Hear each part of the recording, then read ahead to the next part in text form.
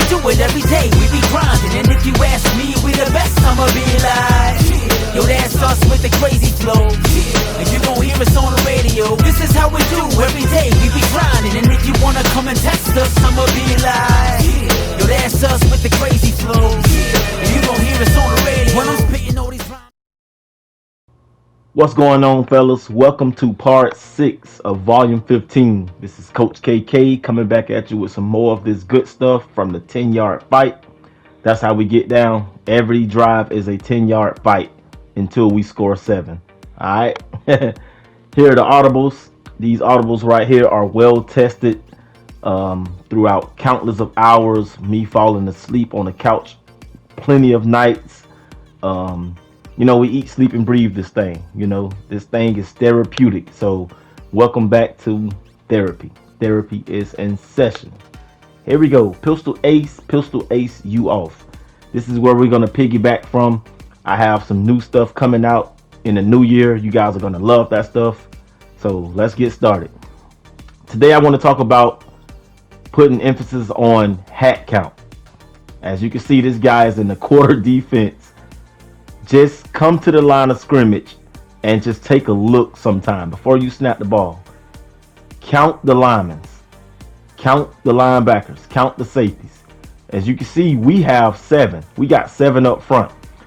In a perfect world, my 7 up front is a wall, and I would just push all of his players down and just ride the wall and just go behind him. We'll knock all his players down like bowling pins. But it don't work like that because those guys work hard, they scheme, and they have strength and speed also. And they know how to take away angles and cut back and all that good stuff. So, you know, it's technique after this. Just like that. You know, user skills come into play. Post-snap reads come into play. And yes, post-snap reads are in running plays as well. It's not about pre-snap and post-snap for just passing plays. That applies to running concepts as well. All right. Because from his standpoint, just like that, we got linemen rolling. You know, we got linemen pulling. Pre-snap, they're not coming over there, but post-snap, he don't see that. He didn't see the linemen pulling post-snap.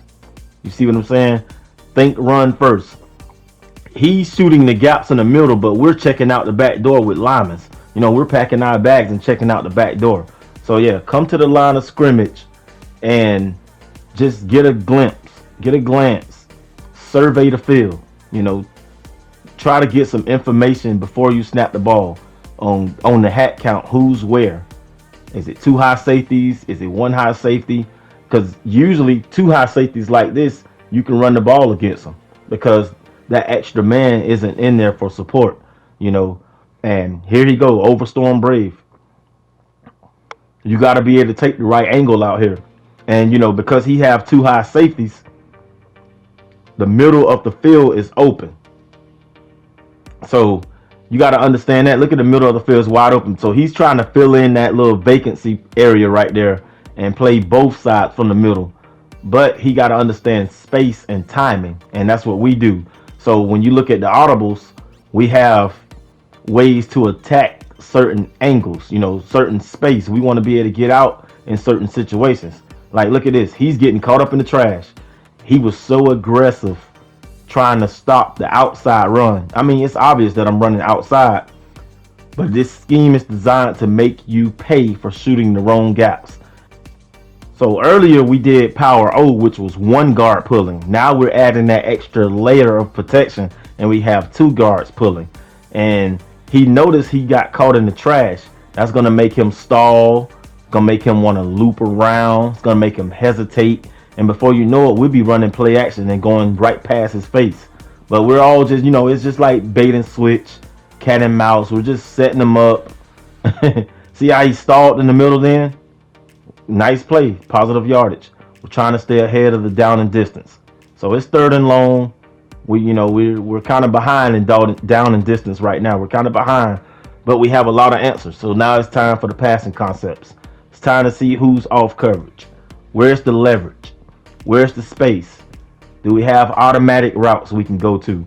Because usually sometime there's an automatic alert route every down. As you can see right here, It looked like one-on-one across the board. The safeties don't look like they're going to be involved in defending the outside receivers. Curl route, man to man, perfect. We don't care for going 30 yards down the field. We just want to move the ball and progress. You know, doing the right things like this. See, I'm gonna tell you something. He scored one play touchdowns. Okay, I might have got overly aggressive, or he's doing that meta stuff they talk about. He just, as soon as he got the ball, he scored. That don't mean I don't have defense. It just means he's not playing under fundamentals. He's thriving and depending off one play touchdowns. So, you know, I'm gonna give him credit because he is winning the ball game at the time. You know, give him credit. So, hey, you got it. But when we get the ball, it's installments. It's just like paying off a loan. You ever paid off a car and it take you 36 to 48 months, 72 months or whatever? You can't pay off a car in one day. You're not, you know what I'm saying, in one place. So it's just like that. I mean, you can't pay cash. So I guess you want to say, hey, well, I'm cashing out then. So you want to see it like that, you can. But I think, look at this.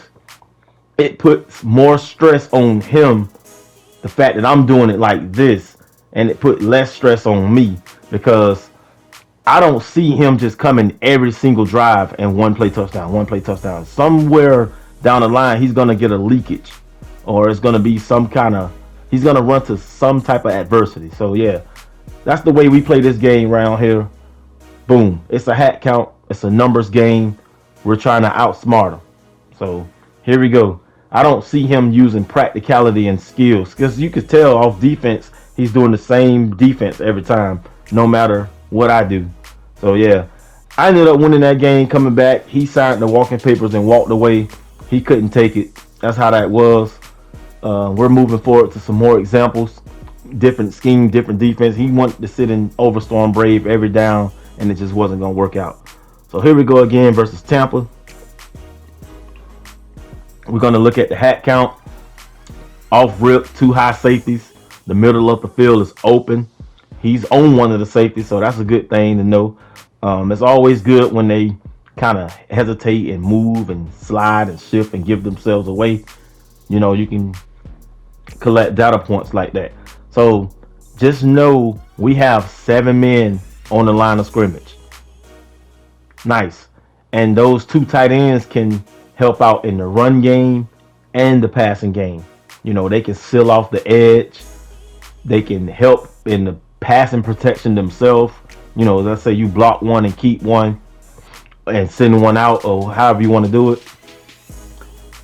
Boom, boom, boom. All we're doing is just waiting for the outmatch or the favorable side. Okay, the left side is shut down. Got to go to the right. He's giving us that too. Look at him as a user. If you go back and look at that play as a user, I mean, he was completely taken out of the equation because you always run versus quarter defense. And the fact that, you know, I guess that's the new style. You know, a lot of guys want to get in hybrid defenses, nickel, dime, and quarter, you know, and they do work.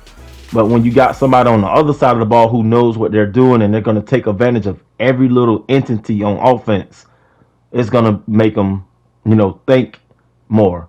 And sometimes you're going to have a game where it's going to be like chess, where, okay, we're here, you're doing that, you're doing this, and then you added that little thought to it. So I'm going to add a little thought to it. Now you got to come behind me and add another layer. Then I add another layer. And it's just going to go, you know, back and forward, and may the best man wins. Look at that. Straight down the seam. 2 high safety, middle field open. That's going to be the talking point for the next scheme. You guys are going to love the next scheme. And it's coming from the 12 personnel, just like this. 2 high safeties means the middle of the field is open. As you can see, those 2 safeties are responsible for deep halves in my books. Pre-snap, they're responsible for deep halves. You don't know where they're going to go post-snap. So that don't mean I was literally going to go to him as soon as I hiked the ball. I still had to check. That's why they use that terminology called glance. So he was the Y man, you know, Y glance. So I took a glance there, and if it didn't work out, if the safety rotated under, he dropped down in a robber or a buzz, I had to go somewhere else to the drag or to the out or something like that. So yeah, that's how that thing go. Checking the safeties, checking the coverage shell is very cool.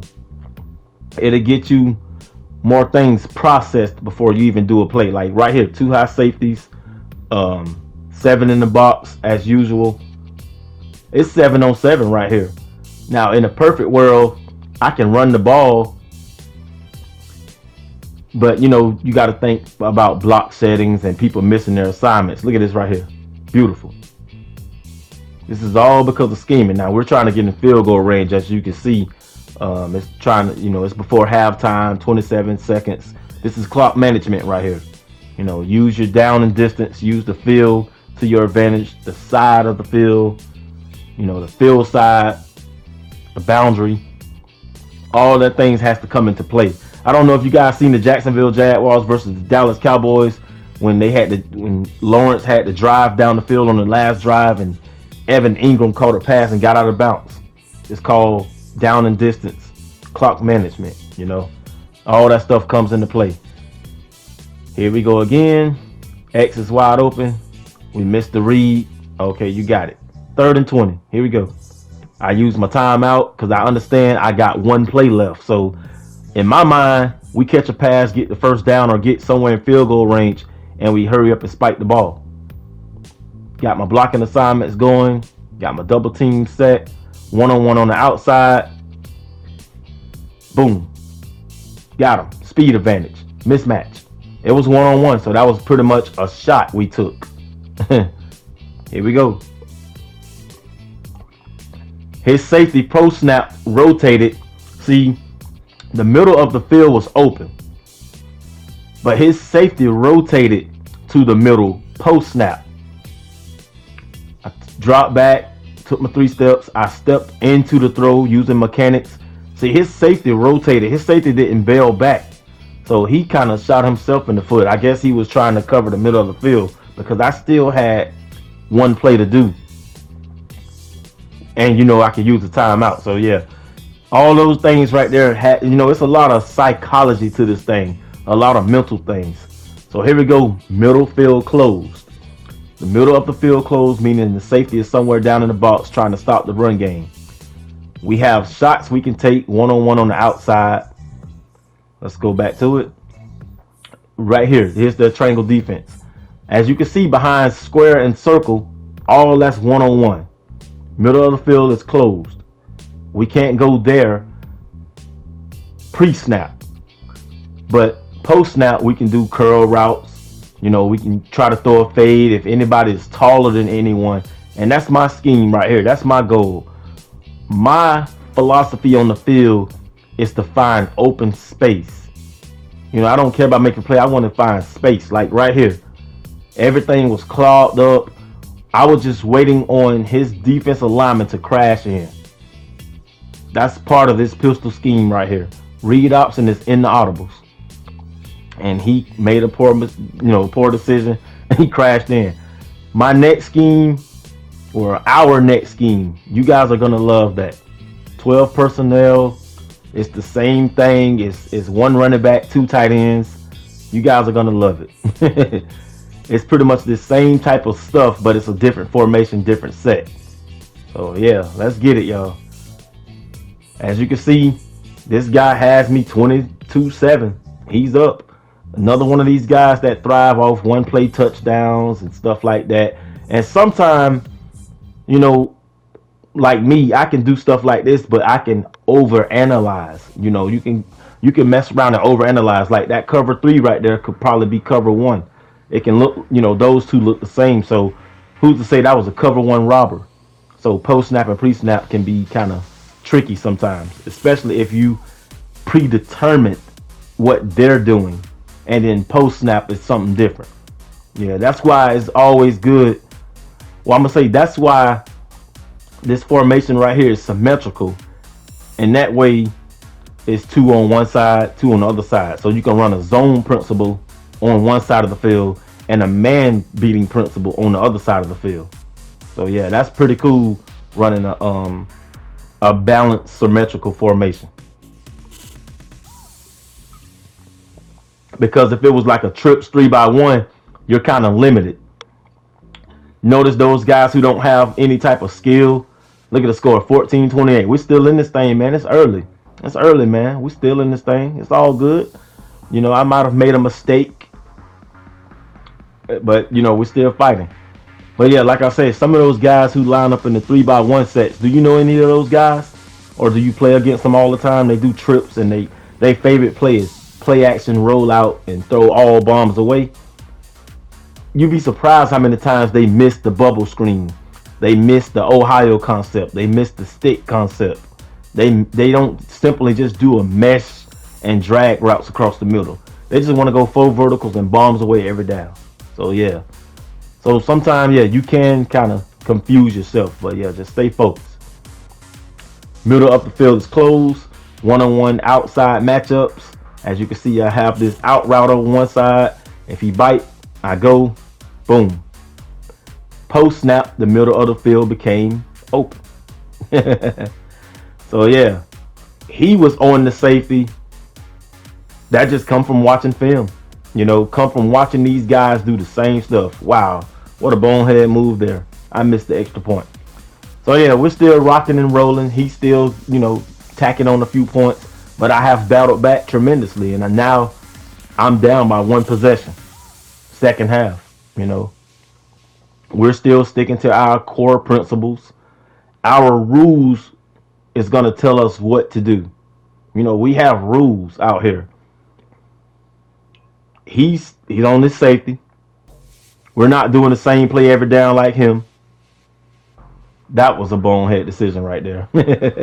But it's all good, you know. He's still in his little one high safety shell. Look at this. Now, if you go back and look at that play, the middle of the field pre-snap was closed. He was there. Post-snap, he rotated and moved out the way. So yeah, those two little, I guess, talking points or whatever, ideas, concepts, philosophies, that matters.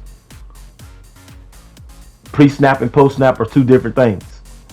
But yeah, so yeah, with this scheme, I put much emphasis on the safeties, where they are and where they're rotating once I snap the ball.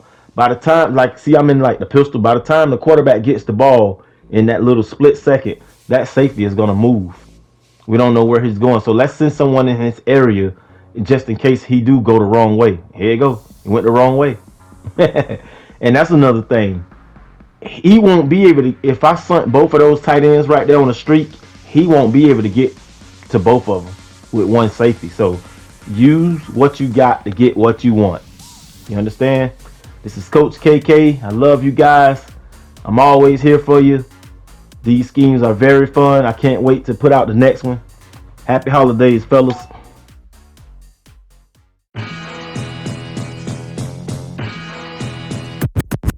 This is how we do it every day. We be grinding, and if you ask me, we the best. I'ma be like, yo, that's us with the crazy flow. And you gon' hear us on the radio. This is how we do every day. We be grinding, and if you wanna come and test us, I'ma be like, yo, that's us with the crazy flow. And you gon' hear us on the radio. When I'm